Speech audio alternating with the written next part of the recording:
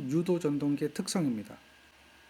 토크, 비례추이에 관해서 한번 살펴보겠습니다. 토크. 자, 여러분들은 토크에 대한 식을 이미 알고 있습니다.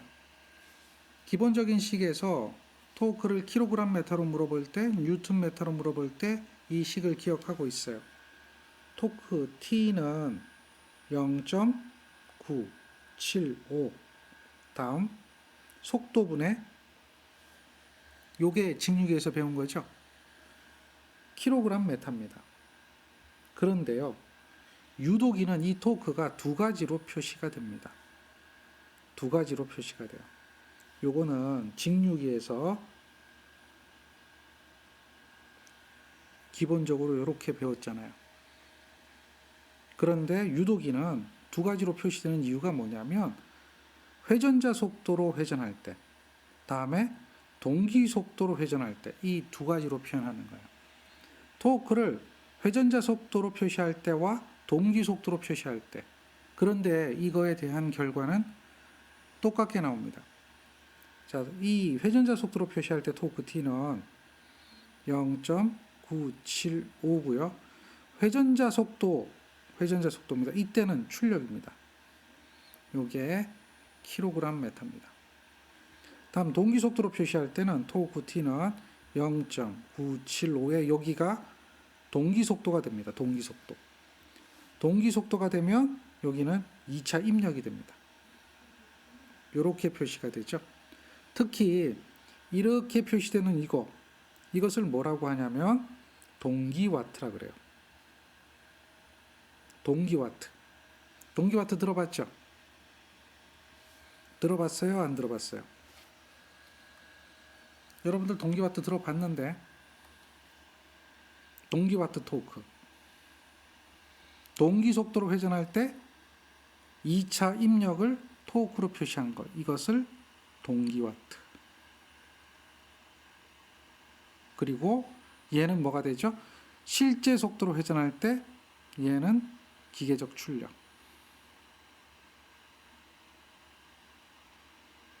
이 두 식이 똑같다는 거예요. 같은지 다른지 한번 살펴보면 돼요.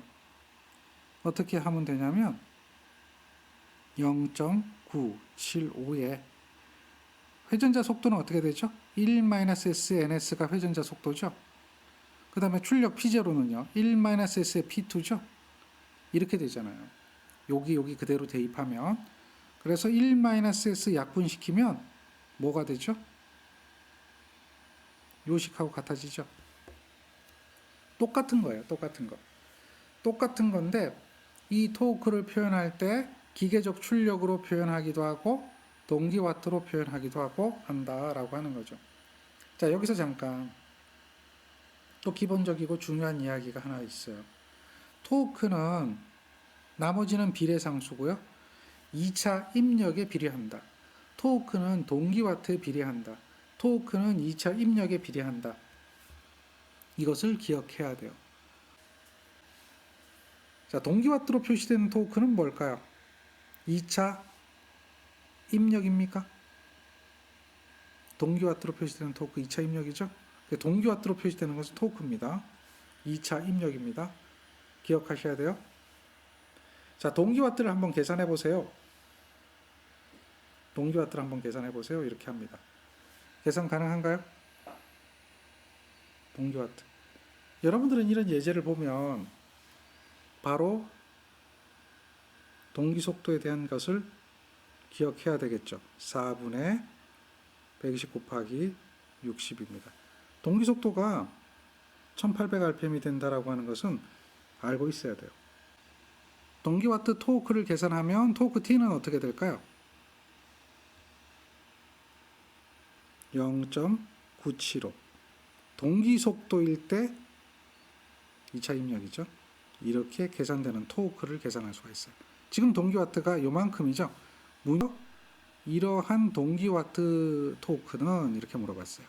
동기와트가 1kg라고 했기 때문에 0.975 1800rpm 토크가 1000이죠. 이렇게 해서 계산하면 0.54 나올 겁니다. 킬로그램 메타. 뉴턴미터로도 답을 할 수 있어야 돼요. 뉴턴미터로도 답을 할 수 있어야 돼요. 만약에 이걸 뉴턴미터로 물어보면 0.975가 아니라 9.8배 해주는 거죠. 예, 기억하시죠? 그래서 단위 환산 관계, 단위 환산할 수 있는 관계, 9.8배의 차이가 있는 거, 이것을 기억해야 돼요. 그래서 9.55배, 9.55배 나오는 거. 뉴턴 메타인지 킬로그램 메타인지는 구분할 수가 있어야 됩니다. 다음 거 볼까요? 자, 요거는 토크를 계산하는데요. 한번 계산해 보래요. 계산하는 방법이 두 가지가 있죠. 슬립이 주어졌기 때문에 지금처럼 동기 속도를 집어넣어도 되고 회전자 속도를 집어넣어도 되죠. 두 가지가 있어요. 그럼 둘 다 계산이 가능해요. 그리고 이게 출력이잖아요. 출력.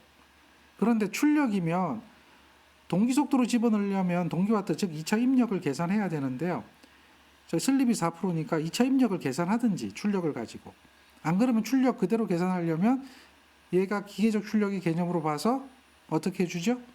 그렇죠. 실제 회전수를 구하든지 둘 중에 하나가 돼야 돼요. 두 가지로 계산할 수가 있어요. 첫 번째 0.975 실제 회전수의 출력이라고 하는 거죠. 이러한 개념으로 접근한다면 실제 회전수는 동기속도 1-4%니까 0.04의 동기속도 요거죠.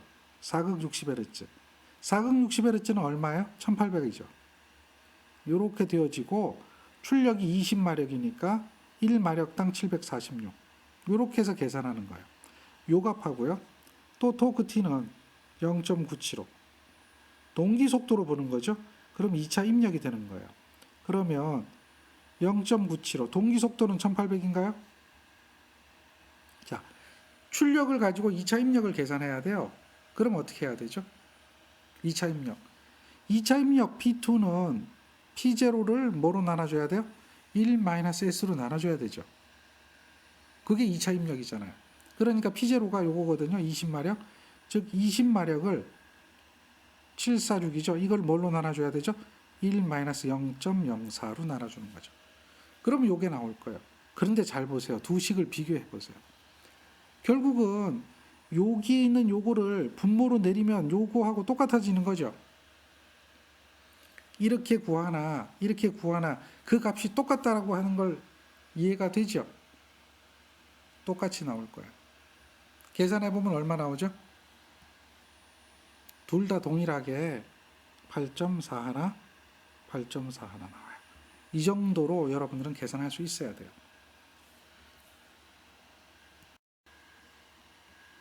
다음 문제를 한번 보겠습니다. 다음 문제 한번 보세요. 요거 딱 주어졌네요. 뭘 의미하나요? 동기 속도가 900rpm이라는 이야기죠. 이걸 보고 동기 속도가 900rpm이다. 이거 먼저 떠올려야 돼요. 그런데 요만큼이 주어졌네요. 그 얘기는 뭐예요? 슬립이 있다는 이야기죠. 900에 900 마이너스 얼마예요? 864 해서 슬립을 계산해 보면 슬립이 존재해요. 슬립이 몇 프로입니까? 즉 슬립이 4%다. 이것이 주어진 거예요. 이미 문제에서 요 이야기가. 요런 의미하고 요런 의미는 이게 900rpm이고 슬립이 4%다라고 주어진 거하고 똑같아요. 그런데 지금 회전수가 이렇게 회전할 때 이건 실제 회전수로 회전한 거죠. 토크가 이만큼이에요. 동기와트 구하래요. 동기와트는 어떻게 해야 돼요? 동기 속도로 회전할 때에 대한 이야기죠. 그래서 동기와트를 계산하려면 동기와트 P2는 1.026 동기 속도의 토크죠.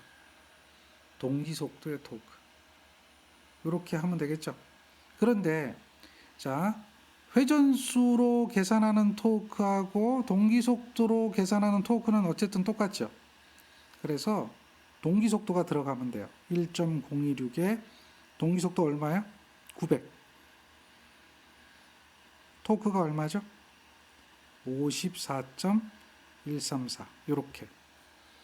54.134. 그러면 이게 와트로 나오거든요. 와트. 그런데 킬로와트로 물어봤으니까 1000으로 나눠주는 거예요. 1000으로 나눠주는 이유 킬로와트로 나타내기 위한 거죠. 그러면 얘는 근사적 약 한 50 정도 나옵니다. 킬로와트죠. 자, 여기서 요 토크를 그대로 대입하는 이유는 동기 속도로 토크를 구하나 실제 회전조 속도로 토크를 구하나 그 토크의 값은 어때요? 똑같은 거죠. 그 토크의 값이 똑같다라고 하는 것을 우리는 알 수가 있습니다. 그래서 그대로 계산하시면 돼요. 자, 요거는 벨트에 작용하는 힘 킬로그램을 물어본 거죠. 킬로그램을 물어보는 것은 킬로그램 메타에서 메타로 나눠주면 되나요? 어려운 얘기 아니잖아요. 킬로그램이라고 하는 것은 킬로그램 메타에서 뭘로 나눠주면 돼요? 메타로 나눠주면 되죠. 단위만 보세요. 킬로그램 메타는 뭐죠? 토크입니다. 자, 요거하고 요게 주어졌네요. 토크 계산할 수 있나요? 토크 계산할 수 있어요. 0.975 이렇게 n분의 p 해서 토크 계산하죠. 이 정도는 이제 할 수가 있을 겁니다. 그러면 이것을 뭘로 나눠주면 돼요? 메타로 나눠주면 돼요. 즉 토크를 계산해 보니까 얼마 나오냐면 17.11이 나왔어요. 근데 이게 지름이 얼마죠? 지름이 0.28 메타예요. 그런데 여기서 뭘 구하는 거예요? 반지름. 회전하는 물체는 반지름이잖아요. 회전하는 물체에 대한 토크 T는 기본 정의가 힘 F에서 뭘 R, 반지름. 이렇게 돼서 이게 토크의 정의잖아요. 힘, 반지름. 이해되죠? 지름이 주어졌으니까 반지름으로 0.14m 이렇게 넣는 거죠. 이렇게 킬로그램을 계산할 수가 있어요. 토크에 대한 기본 정의입니다.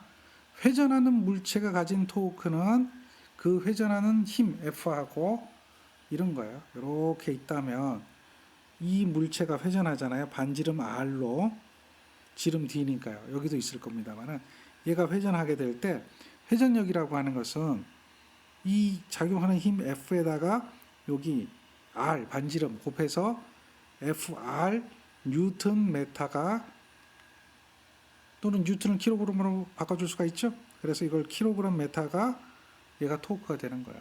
그러니까 토크의 기본 정의가 FR이다 라고 하는 개념을 이해하시면 돼요. 이게 토크의 기본 정의입니다. 직류기 때 이런 얘기 언급할 겁니다. 그 다음 비례추이 예제 볼까요? 자, 비례추이는 토크 속도 곡선이 비례추이한다는 것은 그 곡선이 무엇에 비례해서 이동하는 것을 말하는가? 아까 2차 저항을 집어넣었다고 그랬죠. 그래서 2차 저항 때문에 슬립이 변화된다고 그랬죠. 그러니까 2차 저항에 비례해서 라고 할 수가 있는 거죠. 2차 저항에 비례해서, 2차 합성 저항에 비례해서 이동한다 라고 하는 겁니다. 자, 그 다음 삼성 권선형 유도전동기에 2차 저항을 삽입해요. 2차 저항을 삽입한다 이 이야기는 비례추이한다 라고 하는 겁니다. 비례추이를 하겠다. 이렇게 비례추이하는 목적이 아닌 것은 자 생각해 보세요. 비례추이하면 토크가 커진다 그랬죠. 속도가 제어된다 그랬죠. 그래서 최대 토크 크게 하기 위해서 이건 아니에요. 속도를 제어하고 다음 기동 토크를 크게 하기 위해서 이렇게 하는 것은 맞는데 최대 토크를 크게 하기 위해서는 아니에요. 최대 토크는 항상 일정하고 기동 토크를 크게 하기 위해서 속도를 제어하기 위해서 이런 이야기가 되겠죠. 기동 토크를 크게 하기 위해서 이런 이야기예요. 요게 틀렸다. 최대 토크는 항상 일정하다라고 하는 거죠. 저항을 삽입하는 것은 비례추이를 한다라고 하는 겁니다. 자, 비례추이와 관계가 있는 전동기 2차에 저항을 삽입할 수 있는 구조의 전동기 삼상 유도 전동기인데요. 그 중에서도 농형은 안 돼요. 농형은 불가능해요. 뭐만 가능하죠? 권선형만 가능하다라고 하는 거 기억해야 되겠죠. 자, 비례-추이 곡선입니다. 2차 저항이 최대인 것은 2차 저항이 최대인 것은 슬립이 가장 큰 거 찾으면 되겠죠. 이렇게 잘라놓고 봐서 슬립이 가장 큰 건 요놈이잖아요. 가장 왼쪽에 있는 거 찾으시면 되겠죠. 그림상 보니까 4번이네요. 2차 저항이 최대인 겁니다.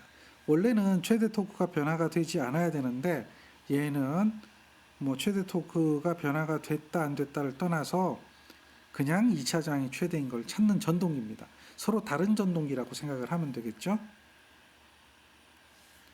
3상 유도 전동기에 2차 측 저항을 2배로 하면 최대 토크는 몇 배로 되는가? 최대 토크는 변하지 않죠. 그렇죠? 최대 토크는 변하지 않아요. 변하는 건 뭐가 변하죠? 슬립이 변하죠. 2차 저항을 2배로 하면 슬립이 2배가 됩니다. 최대 토크는 변하지 않아요. 여러분들 2배 하기 딱 좋죠? 그렇죠? 그런데 2배 하는 거가 아니에요. 최대 토크입니다. 이렇게 함정을 파놨어요. 잘 보세요. 자, 권선형 유도 전동기에서 2차 저항을 변화시켜 속도 제어하는 경우 최대 토크는 이렇게 물어보죠. 꼭 뭐 변화가 될 것 같은 느낌인데 최대 토크는 불변이에요. 최대 토크는 불변이에요. 항상 일정하다. 뭔가 변화가 일어날 것 같은데 안 변하죠. 그래서 물어봅니다. 계속해서 이 문제를 한번 살펴보면 이 부분은 1차 측까지 고려한 문제에서 1차 측에 대한 이야기가 다 주어져 있어요. 1차지 고려한 즉 1차 일상당에 대한 저항 R1 다음에 리액턴스 X1 이렇게 고려가 된 거예요. 그렇게 고려했을 때 비례추이를 이용해서 최대 토크로 기동시키려고 한다. 기동이란 이야기가 들어가면 나중 슬립이 1이 되는 거예요. 나중 슬립이 1. 그렇게 되어질 때에 외부에서 삽입해야 될 저항, 요 삽입 저항이죠. 삽입 저항, 그 값은 얼마가 들어가야 되겠는가 이렇게 묻는 거예요. 이 문제를 해결하려고 하면 최대 토크 발생 슬립을 계산해 줘야 돼요. 최대 토크 발생 슬립을 계산하고 최대 토크 발생 조건을 이해하고 있어야 돼요. 그런데 우리가 앞서서 배웠을 때 최대 토크 발생 슬립은 이와 같이 배웠죠. 근사치라고. 이것은 1차를 무시했을 때 1차를 무시했을 때 이해되나요? 그런데 얘는 1차를 무시하지 않았을 때 이야기예요. 토크도 1차를 무시했을 때 2차 입력만 가지고 고려되는 것도 있지만 1차 측까지 고려했을 때는 이와 같거든요. 여기서 요게 없다라고 생각해 보세요. 그러면 두 식은 동일한 식이 되겠죠. 이렇게 최대 토크 발생 슬립을 이해하고 있으면 요걸 좀 기억해 보세요. 요거 같이. 그러면 기동이라고 했기 때문에 슬립, 나중 슬립이 1이 되는 거예요. 그때 2차 삽입저항, 즉 기동저항 그 값을 얼마를 집어넣어야 될까? 라고 한다면 우리가 알고 있는 기본식이 있잖아요. 슬립. 요게 기본이죠. 그런데 여기에다가 무엇을 집어넣었어요? 2차의 저항, 기동저항을 삽입한 거죠. 기동한다고 그랬으니까. 기동저항을 삽입하는 거예요.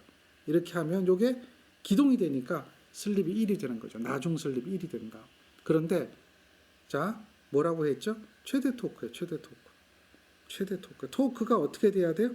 최대 토크가 돼야 돼요. 그래서 최대 토크 발생 슬립이 들어가는 거예요. 이 자리에. 그러면 여기다가 대입을 하는 거죠. 최대 토크 발생 슬립을 이렇게 대입하는 거죠.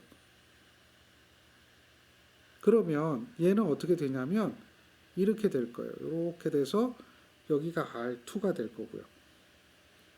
여기가 R2의 최대 토크 발생 슬립은 이렇게 돼서 R1의 제곱에 X1, X2 제곱이 되겠죠.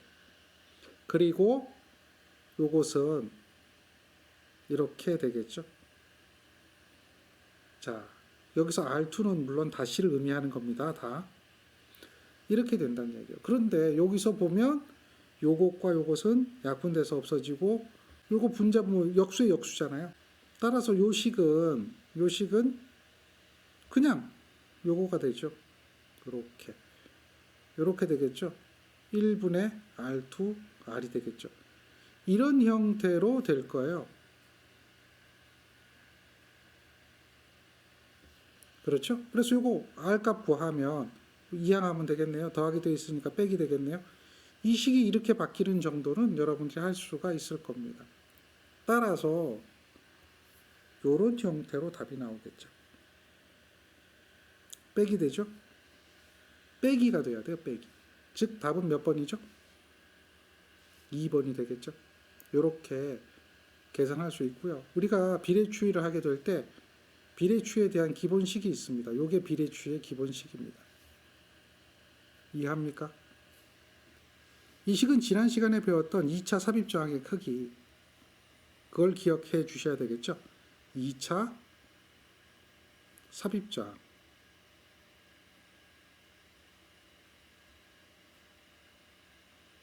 얼마나 저항을 2차 측에 삽입해야 되는가, 그것을 구하는 그런 문제다라는 거죠. 다음 거 볼까요? 자, 여기도 한번 보세요. 슬립 ST에서 최대 토크를 발생하는 삼상 유도 전동기에서 2차 일상의 저항을 R2라고 하면 최대 토크로 기동하기 위한 2차 일상의 외부로부터 가해야 될 저항은 얼마인가? 이렇게 물어보죠. 똑같은 문제죠? 이 문제는 최대 토크 발생 슬립을 대입하지 않았어요. 지금 슬립 ST에서 최대 토크가 발생한다라고 했기 때문에 여기가 ST가 되는 거죠. 최대 토크 발생 조건이니까요. 이게 최대 토크 발생 조건에서 최대 토크 발생 슬립이 나오는 거잖아요. 이것은 비례추이에서 여기에다가 삽입 저항을 넣는 거잖아요. 그런데 최대 토크로 기동이란 말이 들어가면 기동하고자 한다면 슬립이 얼마로 만들겠다? 1로 만들겠다. 이런 이야기가 되겠죠. 여기서 R값 구하는 거죠. 그러면 이 R값은 어떻게 돼요? R2는 대각선의 곱이 같으니까요. ST에 R2 플러스 R이 되겠네요. 그래서 이것은 어떻게 해줘요? 이항하게 되면 R2를 ST로 나누고요. 그 다음 이항하게 되면 빼기가 되겠죠. 이것이 R이 된다. 요거예요. 요거. 그럼 요거는 R2로 묶어내면 되겠네요. R2로 묶어내면 ST분의 1 마이너스 1이 되겠죠. 그래서 그 형태, ST분의 1 마이너스 1의 형태, 마이너스 1의 형태, 이렇게 되는 것은 요거죠. 이거 보세요. ST분의 1 마이너스 1이죠. 여기 마이너스 돼 있으니까요. 이해되죠? 똑같은 식이죠. 이 식과 여기 있는 요 식, 그 다음 요 식이 똑같은 것이다 라고 하는 것을 알 수 있어야 돼요. 요거 통분해 보세요. 즉 요 식을 바꿔보면 R2로 놓으면 이렇게 될 거 아니에요. ST분의 1 마이너스 1이거든요. 요걸 통분해 보면 바로 요게 나온다는 거죠. 어려운 얘기 아니죠? 통분. 난 통분 잘 못해요. 이러면 답이 없어요. ST분의 1 마이너스 1을 통분한다는 이야기는 ST분의 1 마이너스 ST분의 ST가 되잖아요. 요게 1이잖아요. 그러니까 분모가 같아졌잖아요. 그러니까 얘는 어떻게 돼요? ST분의 1 마이너스 ST죠. 1 마이너스 ST죠. 이렇게 통분되는 것 정도는 할 수 있어야 되죠. 분모를 같게 만들어서 분수에 덧셈이나 뺄셈을 할 수 있는, 이거는 기본적인 산수니까요. 이런 거에 막혀서는 안 된다는 거예요. 우리가 쉽게 이해하거나 쉽게 공부를 하는 방법 중에 하나는 이런 것들을 할 수 있기 때문에 가능한 거예요. 만약에 이게 안 된다라고 하면 난감해지는 거죠. 이런 문제 나오면 되게 어렵게 느껴지는 거죠. 그런데 그것이 돼야 돼요. 이거 초등학생도 다 하는 그러한 산수입니다. 그런데 이걸 안 하려고 하는 분들이 있거든요. 의도적으로 이런 게 있으면 피하는 분들이 있어요. 이런 분들은 반드시 해 주어야 됩니다. 어려운 얘기 아니에요.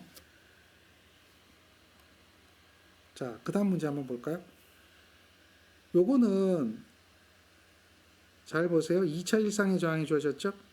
2차 일상의 리액턴스가 주어졌어요. 이때 전동기는 몇 RPM에서 최대 토크가 발생하겠는가? 최대 토크가 발생하는 회전수를 구하는 거죠. 최대 토크 발생 회전수.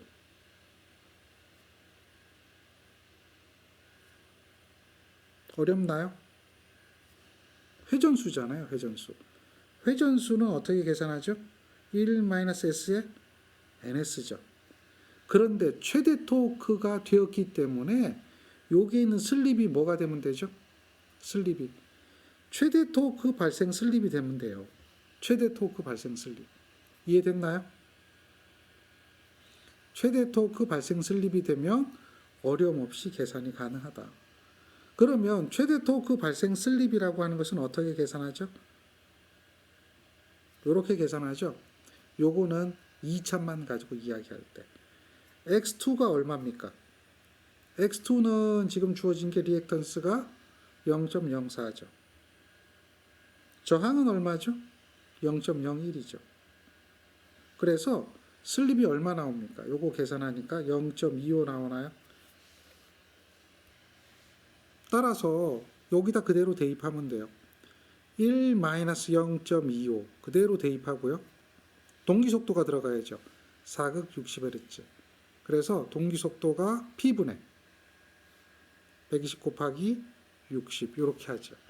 그러면 여기에 최대 토크가 발생하는 회전수가 됩니다. 계산해보면 1350 나오죠. RPM 분당 회전수예요. 이렇게 계산할 수가 있습니다.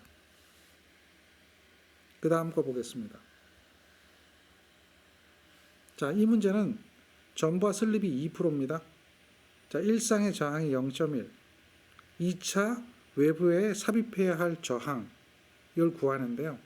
2차 외부 저항을 삽입하여 뭐라고 얘기했죠? 기동이라고 얘기되죠. 기동 토크를 뭐하고 똑같게 한다? 전부와 토크하고 같게 한다. 이런 이야기를 해요. 기동이라는 말이 들어가면 나중 슬립이라고 하는 게 있어요. 나중 슬립. 요게 1이 되는 거죠. 슬립이 1이 되는 겁니다. 처음에 슬립이 있는데 기동할 때 슬립이 변화되잖아요. 그 나중 슬립, 기동시 슬립이 되는 거죠. 그게 얼마가 된다? 1이 된다라고 하는 거죠. 자, 지금 처음 슬립은 얼마죠? 여기 처음 슬립 있죠? 슬립 S1은 0.02예요. 그런데 여기 기동, 이거는 S2가 되겠죠. 나중 슬립이죠. 이건 얼마가 되죠? 1이 되는 겁니다. 나중 슬립. 자, 이때의 삽입저항의 크기를 구하라. 그러면 비례추이의 원리, 삽입저항 크기 구하는 거예요. 자, 비례추이는 어떻게 계산하죠? 2차 저항이 있는데 처음 슬립이 0.02입니다. 이거는 2차 저항의 저항을 삽입하니까 삽입저항이죠. 슬립이 얼마로 바뀌어요? 1로 바뀐 거죠. 자, 요게 무슨 슬립이에요? 처음 슬립. 요게 나중 슬립이 된 거죠. 따라서 여기서 뭘 구하는 거죠? R 값을 계산할 수가 있어요. 그럼 계산 가능할 겁니다. 그러므로 R2는 0.02 R2 플러스 R이 되겠죠. 따라서 요 식은 어떻게 돼요? 0.02 R2 마이너스 R2가 되겠네요. 는 R이 될 겁니다. 그런데 요 R2가 얼마예요?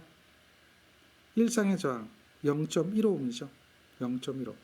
그러니까 여기다가 뭘 대입하는 거예요? 0.1을 대입하는 거죠. 그래서 요 R 값 계산해 보면 이와 같이 나와요. 정리가 되겠죠? 여기서 여러분들은 요게 4.9가 나오는데 이 식을 만들려면 이러한 것을 기억해 줘야 돼요. 이게 바로 뭐죠? 비례추이. 기억하죠? 2차의 저항을 삽입해서 토크가 바뀌고 또 슬립도 바뀌고 이런 관계죠. 비례추이 원리를 이용한다라고 하는 것을 이해해야 합니다. 자, 다음 문제 한번 볼까요? 요거는 4극 60Hz입니다. 이걸 보자마자 얘를 보면서 우리는 동기 속도가 1800rpm이구나. 이렇게 이해를 해줘야 돼요. 그리고 이렇게 보니까 여기에 실제 속도가 있죠. 이 실제 속도를 보면 슬립이 얼마인가 이걸 확인할 수가 있어요. 처음 슬립이죠.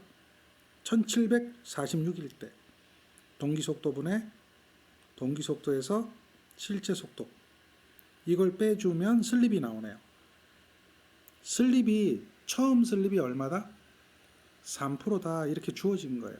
요거는 문제가 특별히 이야기를 안 해도 앞에 문제에서 슬립이 2%다 이렇게 주어진 것처럼 여기서도 슬립이 3%다 이렇게 주어진 거예요.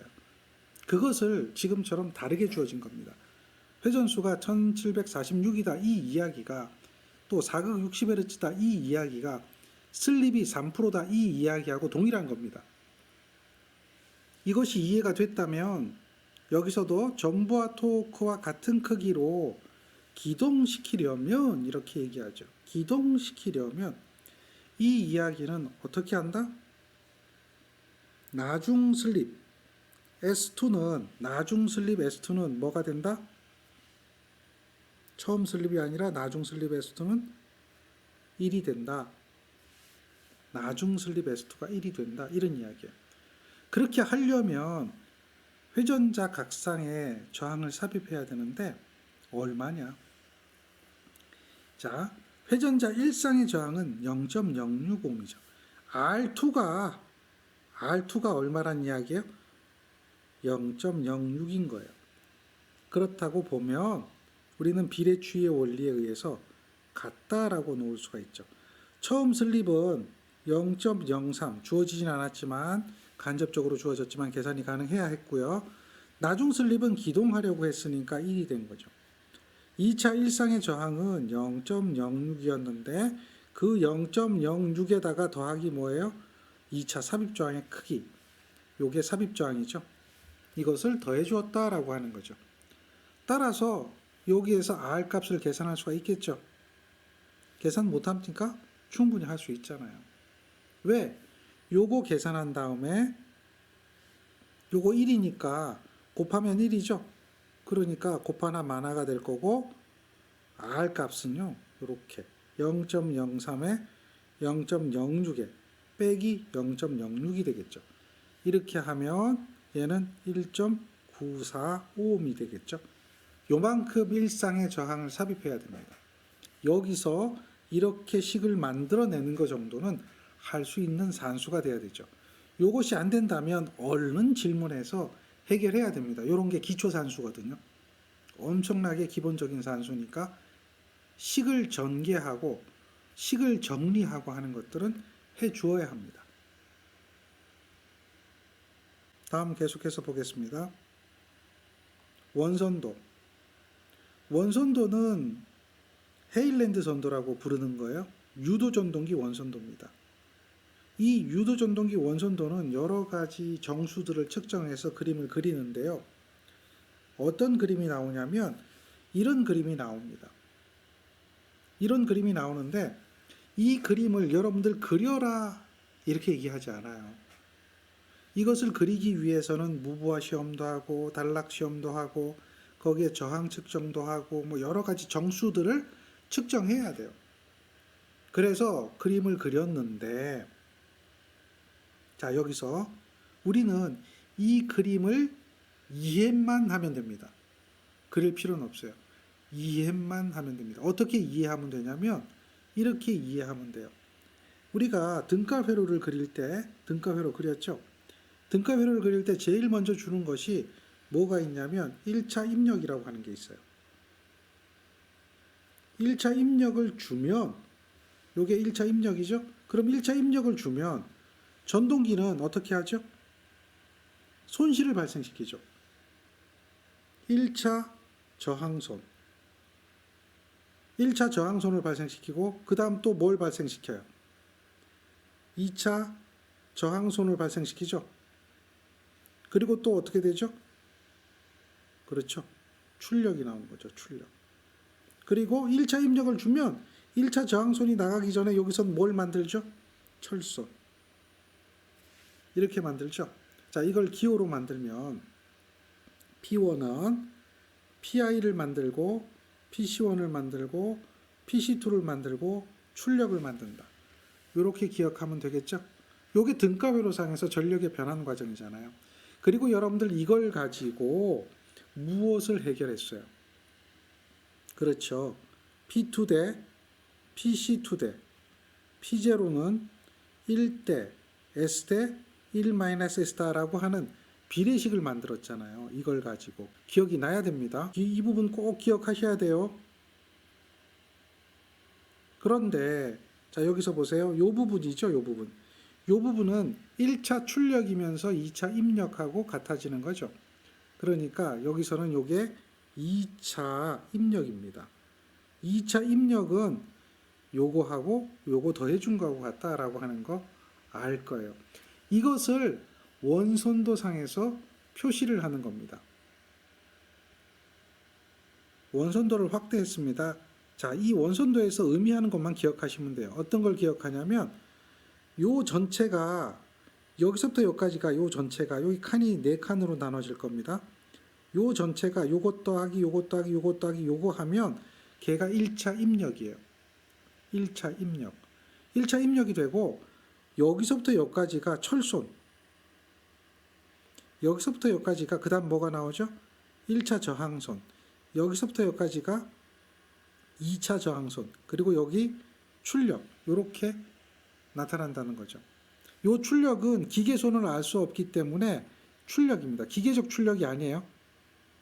기계적 출력이 아닙니다. 알 수가 없어요. 기계적 출력이 아니기 때문에 그냥 출력입니다. 기계손 몰라요. 자, 그래서 여기서부터 이렇게 4칸을 나누어졌을 때 순서대로 철손, 1차 저항손, 2차 저항손 요게 뭐죠? 출력이다. 그러면 여기서부터 여기까지는 뭐가 되는 거예요? 2차 입력이 되는 거죠. 그리고 여기서부터 여기까지는 뭐가 되는 거예요? 1차 입력이 되는 거죠. 그렇게 기억하시면 돼요. 자, 유도전동기 원선도 지금 이야기하는 헤일랜드 선도거든요. 여기서 구할 수 없는 것이 있습니다. 기계적 출력. 기계손을 알 수 없기 때문에 기계적 출력을 우리는 계산할 수가 없어요. 확인할 수도 없습니다. 다음 예제 볼까요? 유도전동기 원선도를 그리는데 옳지 않은 것. 시험이 아닌 시험을 찾으라는 이야기죠. 단락시험, 무바시험, 저항측정 시험이죠. 슬립 측정 요거는 관계없죠. 슬립 측정은 원선도를 그리는데 필요 없는 시험입니다. 그래서 옳지 않은 시험을 찾아라 이렇게 이야기하고 있고요. 그 다음 거 한번 볼까요? 자, 원선도가 이렇게 되어 있는데 여기에서 2차 효율은 그러면 어떻게 나타나느냐 이렇게 물어봐요. 2차 입력이 여기서부터 여기까지죠. 그리고 출력은 어디예요? 요건 2차 동선이죠. 그러니까 2차 효율은 2차 입력분의 출력하면 되겠네요. PR분의 PQ 하면 되겠네요. PR분의 PQ 어디 있어요? 1번에 있죠. 이렇게 2차 효율값 계산할 수가 있습니다. 그 다음 볼까요? 역률 물어보죠. 자, 여기서 요거가 있죠. 여기 이루는 각 요게 역률이라고 했죠. 역률각. 요게 세타라고 했잖아요. 그러니까 OP, OP 다시. OP, OP 다시가 뭐가 된다? 역률이 된다.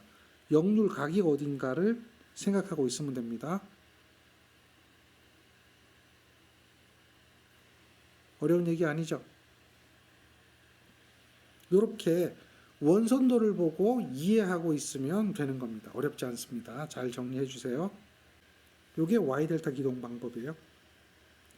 Y델타 기동 방법은 1차 기동 전류가 얼마가 될 것인가 이렇게 물어요. 델타 접속에서 Y 접속으로 바꾸면 전류가 얼마가 되는가? 줄어드는데 3분의 1로 줄어요. 이거는 선전류 비교하면 돼요.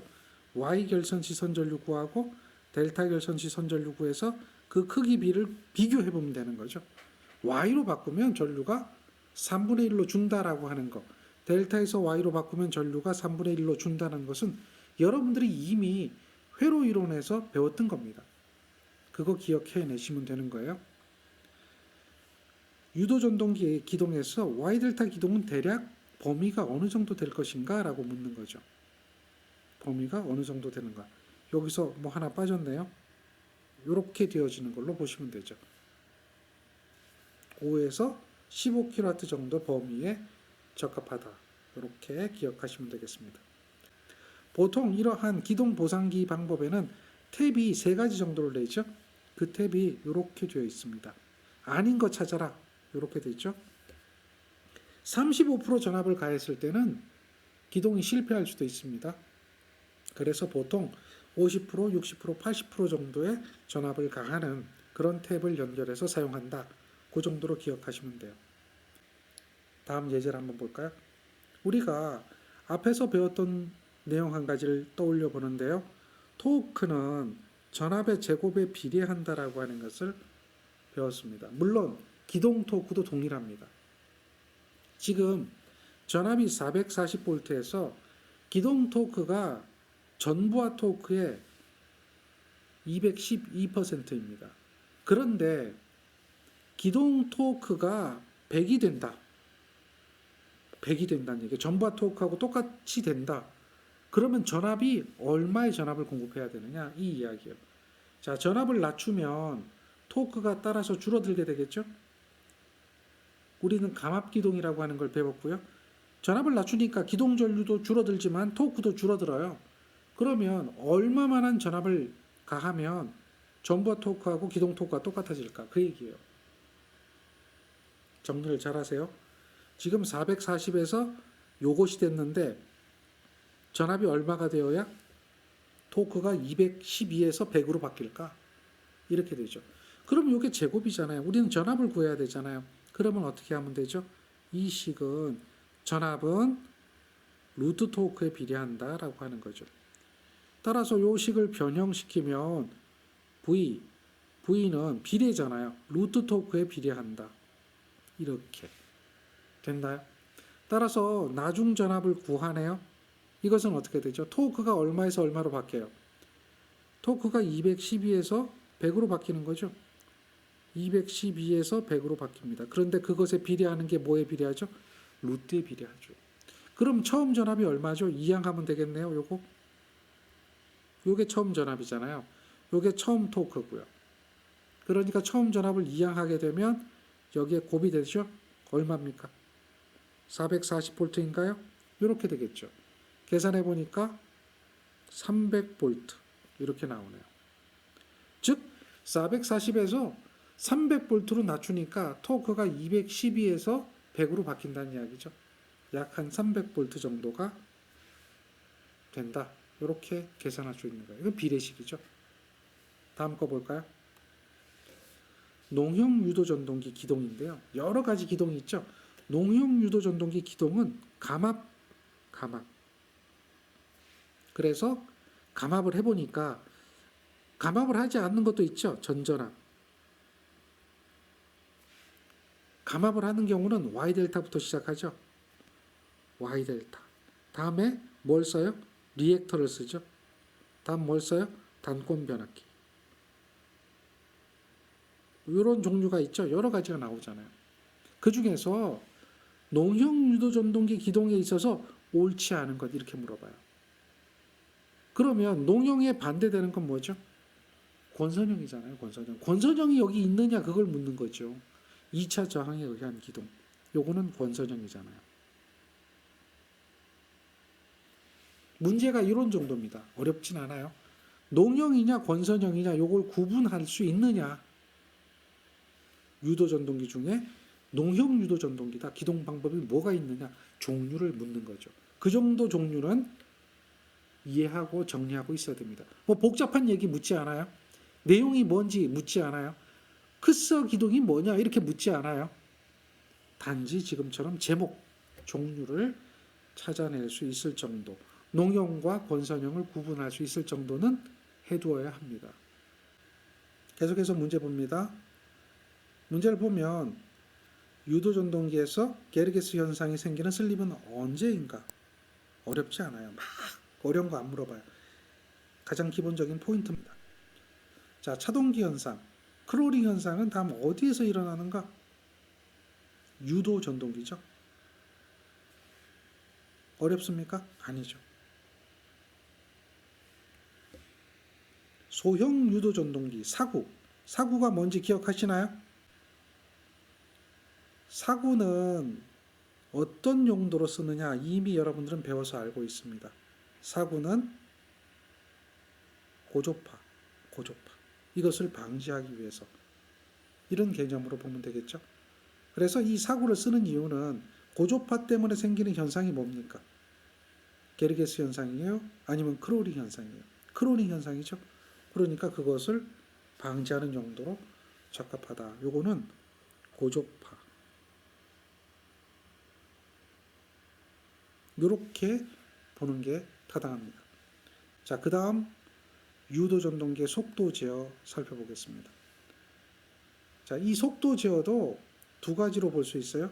권선형하고 농형으로 이렇게 나누어 볼 수가 있어요. 자, 먼저 권선형에 대한 속도 제어는 속도식을 보고 이야기하면 돼요.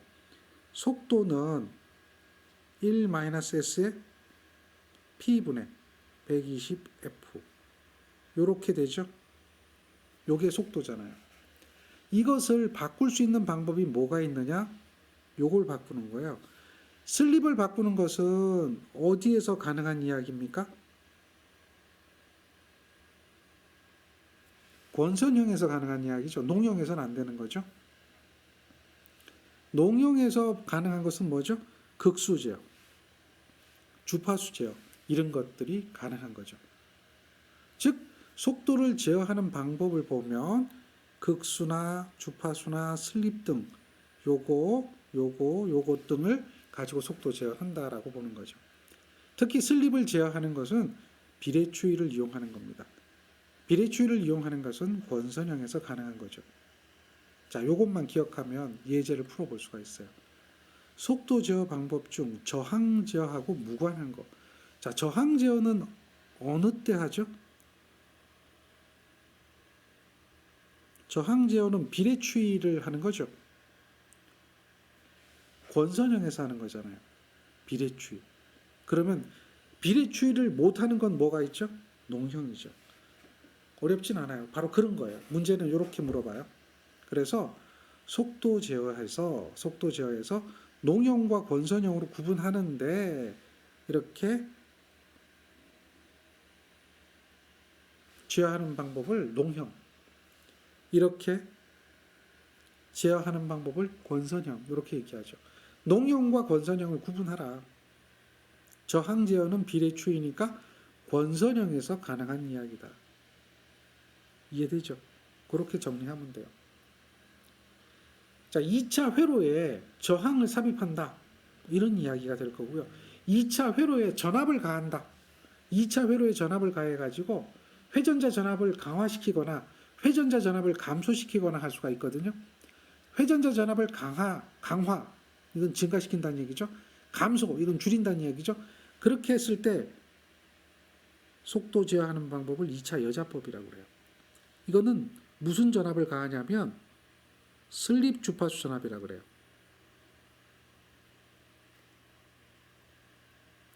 슬립 주파수 전압을 가해서 속도 제어하는 방법. 2차 여자법입니다.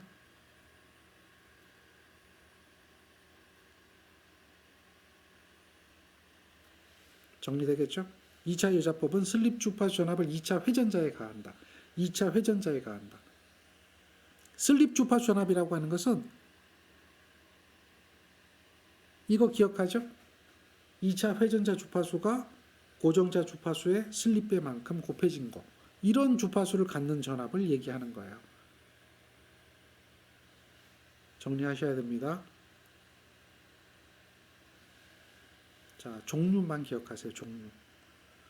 속도 제어 방법이 아닌 것은 이렇게 물었죠. 잘 보세요. 2차 유자법 요거는 권선형이에요. 2차 저항법 요거는 권선형이에요. 주파수 제어법 요건 농형이죠. 1차 저항법이라고 하는 것은 없었어요. 종류를 보세요. 1차 저항법은 없죠. 자, 농형에서 주로 사용되는 속도 제어법은 어느 걸까요? 농형에서 주로 사용하는 것은 2차에 아무것도 연결할 수 없는 거예요. 그때는 극수입니다. 종속법은 반드시 권선형만 쓰입니다. 2차 여자법도 반드시 권선형만 쓰여요. 저항제어법도 2차 저항이죠. 얘도 권선형이죠. 자, 여기서 비례추이를 이용하거나 회전자에 슬립 주파수 전압을 가하거나 하는 방법인데요. 그러면 여기서 얘기하는 종속법은 또 뭘까요? 종속법. 종속법. 이런 이야기가 됩니다.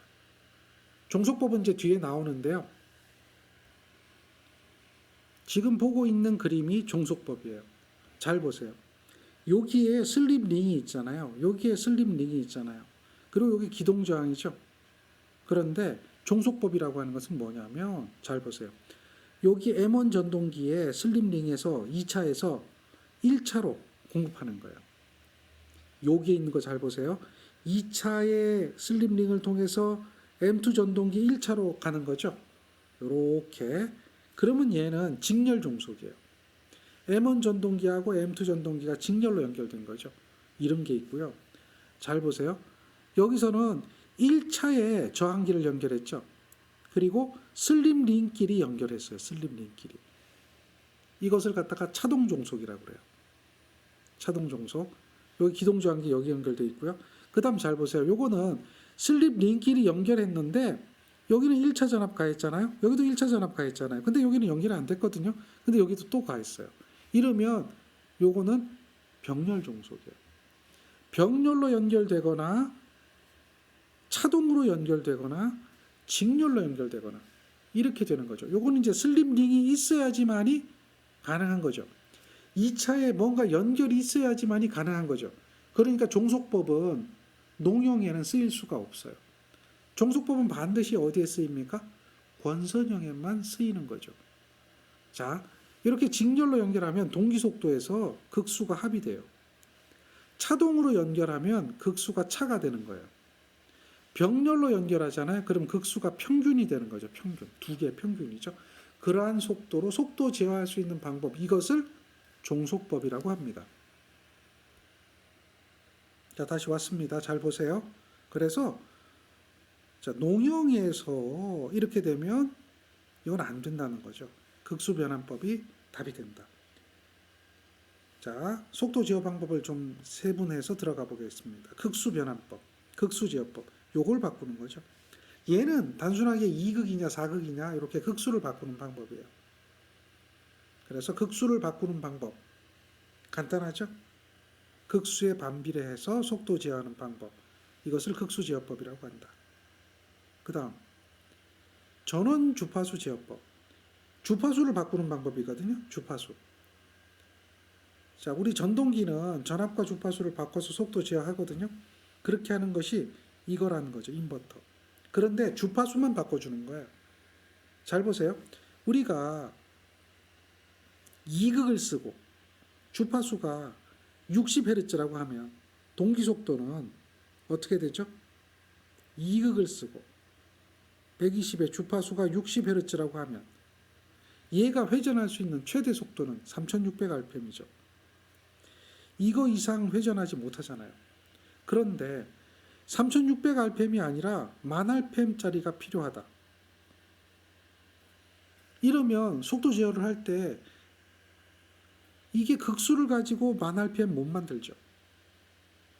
슬립을 가지고 1000rpm 못 만들죠. 잘 생각해 보세요. 2차 여자법을 가지고 1000rpm 못 만들어요. 종속법을 가지고 1000rpm 못 만들어요.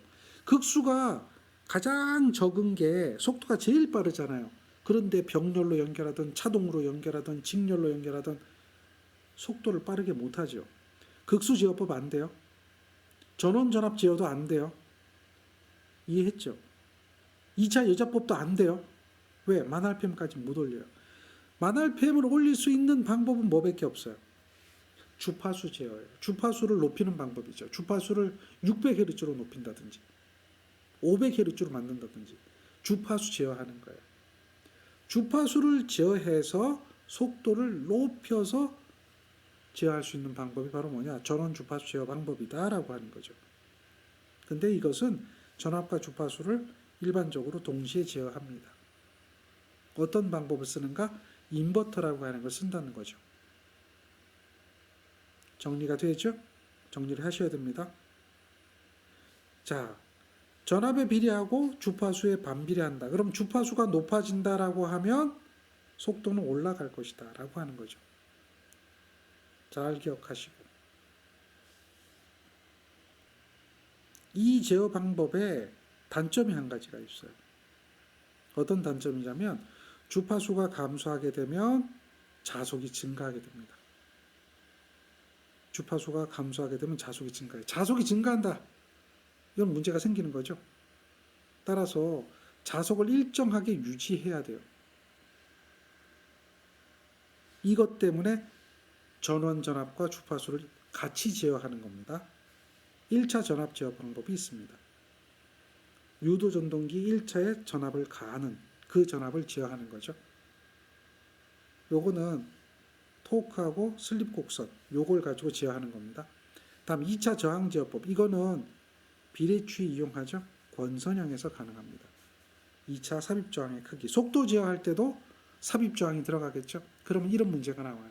지금 속도가 1700rpm이다. 이 속도를 1500rpm으로 하려면 저항을 얼마나 집어넣어 줘야 될까? 이런 얘기도 할 수 있겠죠. 자, 문제 한번 볼까요? 권선형 유도 전동기 저항 제어 방법입니다. 장점은 이렇게 물어봤어요. 저항 제어에 대한 장점. 어떤 장점이 있죠? 저항 제어라는 얘기는 비례추이를 한다는 거죠. 비례추이. 비례추이를 하는 것은 뭐 간단하게 속도 제어를 할 수 있다는 이야기예요. 간단하게. 부하에 대한 속도 변동이 크다. 장점일까요? 구조가 간단하고 제어 조작이 용이하다. 장점일까요? 역률이 좋고 운전 효율이 양호하다. 저항을 썼어요. 저항. 저항이 손실을 일으키는 거죠. 정부하로 장시간 운전하여도 온도 상승이 적다. 저항이 어떤 거죠? 이렇게 한번 생각해 보세요. 딱 보면 저항 제어에 대한 장점은 이거는 저항을 쓰게 되면 기동 저항도 할 수 있고 속도 제어 저항도 할 수 있는 겸용 저항이라는 거고, 구조가 간단하고 제어 조작이 용이하게 되는 거죠. 그런데 운전 효율이 양호하다, 역률이 좋다, 저항 자체가 손실을 일으키고 저항 자체가 열을 만들어요. 이해되죠? 그러니까 장점으로 보기는 어렵다는 거죠. 따라서 답은 몇 번이죠? 2번이 되는 겁니다. 2차 여자법입니다. 2차 여자법은 2차 회전자의 슬립 주파수 전압을 가하여 회전자 전압을 증가시키던가 회전자 전압을 낮추어서 속도 제어하는 방법이다 라고 하는 거죠. 이걸 2차 여자 제어 이렇게 얘기해요. 2차 여자 제어는 무엇이라고 한다? 2차 기전력과 같은 전압. 이걸 갖다가 슬립 주파수 전압이라고 하죠. 이걸로 속도 제어하는 것이다. 그래서 원래 2차 전압이 요만큼인데 2차 전류할 때 2차 전압이 이렇게 나오잖아요. 근데 여기에다가 이렇게 가하는 거예요.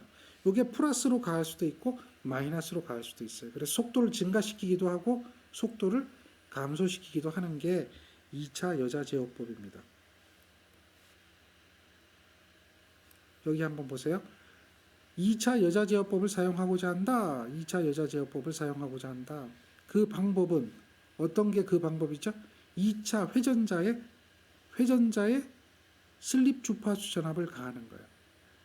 회전자 기전력과 같은 주파수 전압, 회전자 기전력과 같은 주파수 전압, 슬립 주파수 전압을 가하는 겁니다. 이것을 갖다 뭐라고 한다? 2차 여자법이라고 하는 거죠. 자, 요게 2차 여자법입니다. 지금 보면 요게 2차 전압이죠? SE2잖아요. 거기에 2차 슬립 주파수 전압을 이렇게 가하는 거예요. 그럼 얘가 어떻게 되죠? 증가되는 겁니다. 증가되는 거예요. SE2 플러스 EC가 되는 거죠. 이런 형태로 증가시켜 주는 거예요. 이렇게 증가시켜 주게 되면 결국 속도를 높여주는 현상을 하는 거죠. 속도를 높여주는 현상입니다. 여기서 강하게 하면 속도를 높여주는 것 같죠? 요 이야기는 요게 하나 빠졌어요. 강하게 떨어뜨린다는 이야기예요. 그래서 반대되는 개념입니다. 이해되죠? 그런 경우를 생각하시면 돼요. 요 2차 전압을 이렇게 자속하고 같은 방향으로 가하면 이러면 역률이 좋아져요. 역률. 근데 지금은 어느 쪽으로 가 있냐면 회전자 전압하고 같은 방향으로 가 있기 때문에 SE2 플러스 EC 이렇게 되어지면 속도를 높여주는 형태. 속도를 높여주는 형태. 이렇게 되어지는 겁니다. 그 다음 종속법. 자, 종속법은 조금 전에 설명드렸죠. 직렬 종속, 병렬 종속, 차동 종속 세 가지가 있다. 여기에 관한 문제가 나오는 것은 요 밑에 보세요. 차동 종속이라고 되어 있죠. 이랬을 때에 무엇을 구하라? 속도를 구하라. 차동 종속은 극수의 어떤 관계? 차의 관계죠. 8극과 2극이면 극수의 차는 얼마죠? 6극이 되는 거죠. 극수의 차에 해당된다라고 해서 6극이 되어지는 전동기의 속도하고 똑같아지는 6극이 되어지는 전동기의 속도하고 똑같아지는 그런 형태로 나타납니다. 60Hz 6극이에요. 따라서 계산해 보면 1200rpm이 되겠죠. 동기 속도가 1200이 되는 겁니다. 정리가 되겠죠? 동기 속도가 1200이 돼요. 다음 거 한번 볼까요? 얘는 무슨 종속이죠? 직렬 종속입니다. 그러면 극수의 합이죠. 극수의 합. 직렬 종속은 극수의 합. 병렬 종속은 극수의 평균. 차동 종속은 극수의 차. 정리하세요. 다음 특수유도기. 자, 이중농형이라고 하는 게 있어요. 이건 뭐냐면 농형이긴 농형인데 여기에 슬롯을 어떤 형태로 만들어주냐면 이렇게 만들어져요. 원래 슬롯이 이렇게 돼 있죠. 그 다음에 원래 슬롯이 이렇게 돼 있어요. 물론 이제 고정자를 이야기하는 겁니다. 이게 둥그렇게 원이 되겠죠. 이래 돼 있는데 그럼 얘가 뭐가 되냐면 보통 농형이에요. 보통 농형. 보통 농형인데 이중 농형이 된다라고 하면 슬롯을 갖다가 여기 하나 더 파요. 이렇게 해서 두 가지의 슬롯을 갖는 형태. 이중 구조의 슬롯을 갖는 형태. 이렇게 되는 것을 이중 농형이라고 그래요. 그런데 이걸 왜 하느냐 이거예요. 그냥 보통 농형보다도 이중 농형을 왜 하느냐 이거예요. 뭔가 좋아지기 때문에 하는 거죠. 나빠지는데 이렇게 할 이유는 없죠. 좋아지게 됩니다. 어떤 게 좋아지느냐? 기동 전류가 작아지고 기동 토크가 커지는 그러한 장점이 있기 때문에 농형에서 슬롯을 2층 형태로 파주는 거죠. 이해되겠죠? 이런 겁니다. 물론 이게 장점과 단점이 같이 존재하는 겁니다. 그러나 기동 토크나 또 기동 전류나 이런 부분이 좀 유리하게 되는, 예를 들면 기동과 정지가 매우 자주 일어난다. 그러면 어떻게 해야 될까요? 이런 이중 농형 전동기가 유리할 수도 있겠죠. 정리가 되죠? 그래서 요것도 한번 생각해 보시고, 그 다음 심홈. 이거는 뭘 얘기하냐면 슬롯이 깊어요. 즉 보통 농형은 슬롯이 이렇게 파지죠. 그러면 심홈이라고 하는 것은 슬롯이 어떻게 돼요? 깊게 파지는 거예요. 디프홈 이렇게 얘기하죠. 요거는 보통이라면 얘는 뭐가 돼요? 심홈이 돼요. 보면 깊게 파져 있죠. 그렇죠? 깊게 파져 있죠. 이런 거예요. 근데 이중 농형은 지금 요거는 이렇게 보시면 돼요. 요거는 이제 깊게 파지면서도 여기는 슬롯이 하나 있고 여기도 슬롯이 하나 있죠. 이렇게 돼도 이중 농형이에요. 즉 이중 농형은 여기에 1층 구조가 되고 또 여기에 슬롯이 또 있는 거죠. 그래서 도체 이런 형태로 생각하면 돼요. 이렇게 이중 농형과 심홈 농형 이렇게 두 가지 특수한 유도 전동기인데 얘네들은 쉽게 생각하면 어떤 특성을 개선하는 거예요. 기동 토크를 개선한다든지 뭐 이런 부분이죠. 기동 전류를 줄인다든지 하는 부분이죠. 그런데 두 가지를 비교해 보면 역률과 효율은 이중 농형 유도 전동기보다는 이 심홈이 좋다는 거죠. 그런데 기동은 이중 농형이 훨씬 더 좋다는 이야기죠. 어쨌든 얘네들은 둘 다 어떻게 하기 위해서? 그렇죠? 기동 특성과 기동 전류를 개선하기 위해서 이러한 특수한 형태로 띄게 된다라고 하는 겁니다. 자, 문제를 한번 살펴볼까요? 이중 농형은 보통 농형보다 어떤 게 좋으냐 이거예요. 어떤 게 좋으냐? 뻔히 보이는 얘기 아닌가요? 이렇게 돈 들여서 하는 이유가 뭘까요? 돈 들여서 하는 이유. 뭔가 개선이 되기 때문에 돈 들여서 하는 거잖아요. 그렇죠? 기동 전류가 작고 기동 토크가 크기 때문에 그런 거예요. 그 다음 유도 발전기라고 하는 게 있습니다. 유도 발전기. 유도 전동기 배웠죠? 지금은 유도 발전기를 배우게 됩니다. 유도 발전기 한번 볼까요? 전동기하고 발전기는 구조적으로 똑같잖아요. 유도 전동기를 쉽게 생각하면 전원에서 분리하면 회전자 관성 모먼트 때문에 유도 전동기는 어떻게 되죠? 계속 회전합니다. 맞습니까? 그러면 전동기가 뭐가 돼요?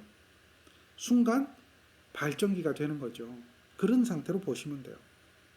그래서 이런 유도 발전기는 이 1차와 2차가 전자유도 형태로 연결되어 있기 때문에 농형 회전자를 사용할 수 있어요. 농형 회전자. 그래서 구조가 간단합니다. 가격도 싸죠. 구조가 농형 유도 전동기처럼 농형 유도 발전기가 되는 거예요. 물론 또 튼튼하겠죠. 그리고 여자기로서 동기 발전기는 필요하고요. 왜냐하면 자기 회로를 만들어줘야 되고 자기를 가해줘야 되니까. 그리고 동기기에 비해서 공극이 작아서 이런 어떤 역률이나 효율 이런 것들이 나쁘게 되는 특징이 있죠. 그러니까 동기기를 쓰는 거예요. 또 선로에 단락이 생기면 단락 전류가 적게 흘러요. 동기 발전기에 비교해서 왜 여자 회로가 없어지기 때문에 그렇다. 이렇게 보시면 되죠. 그래서 요거는 유도 발전기의 특징인데 한번 읽어만 봐주세요. 그 다음에 유도 전압 조정기. 이 유도 전압 조정기는 시험 문제 잘 나오는 것 중에 하나인데요. 단권 변압기하고 같아요. 단권 변압기 앞에서 변압기에서 배웠죠. 그거하고 같은 원리예요. 단권 변압기하고. 자, 여기 한번 볼까요? 요게 삼상 유도 전압 조정기예요. 물론 또 단상 유도 전압 조정기도 있어요. 단상 유도 전압 조정기도. 단상 같으면 요거 하나만 보면 돼요. 삼상 같으면 요게 Y결선 연결된 거죠. Y결선 연결된 거. 근데 잘 보세요. 요거를 보면 단권 변압기죠. 여기를 하나만 보세요. 단상 하나만. 요렇게 보면 얘가 뭐예요? 단권 변압기예요. 그러니 단권 변압기에 여기에 2차 전류가 흐를 거 아닙니까? 2차 전류가 흐르면 단권 변압기에는 어떻게 되죠? 자기 용량이라고 하는 게 있죠. 자기 용량. 단상이잖아요. 단상. 단상은 E2, I2가 되겠죠. 여기가 E2가 있고 여기에 I2가 흐르면 여기는 대문자로 표시했네요. 그럼 여기는 대문자로 놓으면 되겠네요. E2, I2가 되겠죠. 그런데 삼상이 되면 Y결선이 되잖아요. 그럼 어떻게 되죠? 요게 상전압이니까 여기는 무슨 전압이 돼요? 선간전압이 되잖아요. 선간전압이 되니까 삼상의 경우에는 어떻게 된다? 루트 3배 E2, I2다. 요게 무슨 용량이에요? 유도전압 조정기 자기 용량이에요. 그리고 전압이 제어가 되는데요. 여기를 한번 보세요. 원래 단상의 경우에는 이렇게 되어 있어서 이렇게 되어 있잖아요. 이렇게 가하는 거죠. 전압을. 여기다 전압을 가해서 1차 권선, 여기 2차 권선이죠. 프라이머리, 세컨더리죠. 그 2차 권선의 전압이 제어가 되거든요. 그런데 요걸 각도를 제어하는 거예요. 각도를. 각도를 제어하게 되면 전압이 벡터가 되니까요. 전압이 점점점 줄어들어요. 줄어들다가 요게 결국은 어디까지 가느냐? 요게 E1 플러스 E2에서부터 시작해서 E1 마이너스 E2까지 가요. 이 전압 제어하기 위한 각도는 0도부터 180도까지가 제어가 되는 거예요. 이걸 전압 조정 범위라고 하죠. 얘도 전압 조정 범위는 동일해요. 근데 몇 배가 돼요? 루트 3배가 되는 거죠. 루트 3배가 되는 겁니다. 그래서 전압 조정 범위는 E1 플러스 마이너스 E2가 되는 거죠. 이것은 어떻게 되느냐? E1 플러스 E2의 코사인 세타가 되는 거예요. 세타가 0에서부터 180이니까. 그러면 0에서부터 180까지 집어넣어 보면 0도를 집어넣으면은 플러스, 180도를 집어넣으면은 마이너스가 되겠죠. 그렇게 바뀌어지게 되죠. 따라서 요게 전압 조정 범위가 되는 거예요. 요거는 삼상이고 요거는 단상입니다. 자, 여기서 잠깐 삼상 같은 경우는 특별히 문제되진 않아요. 요렇게 권선이 3개가 Y결선되어 있어서. 그런데 단상은 이런 식으로 되어지면 누설 자속이 굉장히 많아서 전압 강화가 심해요. 따라서 그것을 방지하기 위해서 이렇게 제3권선이죠. 단락권선이라고 하는 게 있어요. 단락권선을 설치해 주는데요. 이 단락권선도 같이 움직입니다. 1차 권선과 같이 움직여요. 이렇게 같이 움직이는 단락권선이 하는 역할은 뭐냐면 전압 강화 보상이에요. 누설 자속에 의한 전압 강화를 보상하기 위해서 1차 권선과 직각 방향으로 단락권선을 설치해서 전압 강화를 보상해 준다. 이렇게 기억하시면 돼요.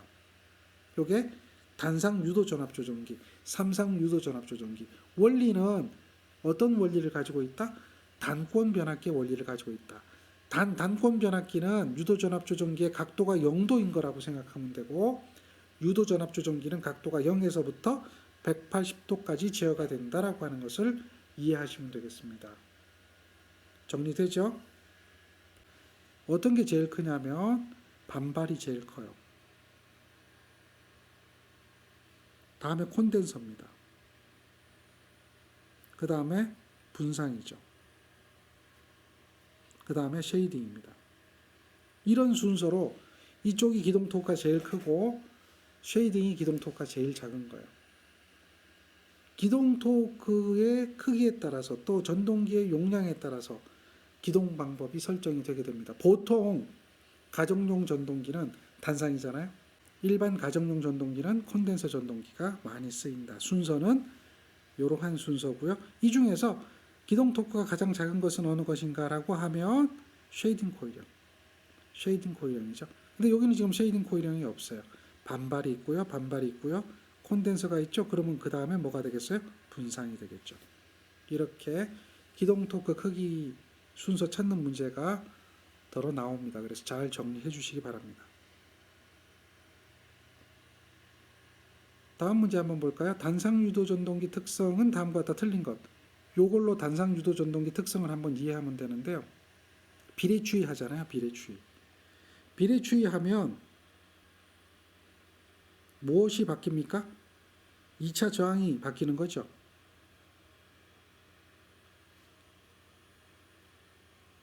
그러면 우리는 구분할 수 있어요. 삼상. 최대 토크 어떻게 되나요? 삼상 최대 토크는 불변이죠. 그런데 단상. 최대 토크 변합니다. 요게 차이점이에요. 단상은 최대 토크가 변합니다. 비례추이하면. 삼상은 비례추이하면 최대 토크 불변이다. 2차 저항에 대해서 영향이 없다라고 이야기했잖아요. 그런데 단상 유도 전동기는 비례추이하면은 최대 토크까지도 변하고 최대 토크를 발생하는 슬립까지도 변합니다. 그게 특징이에요. 따라서 2차 저항을 바꾸어도 최대 토크 변함이 없다. 이것이 틀린 거죠. 나머지는 다 맞는 이야기들이 됩니다. 그래서 다음 내용까지도 요거 정리를 좀 잘 해주시기 바랍니다.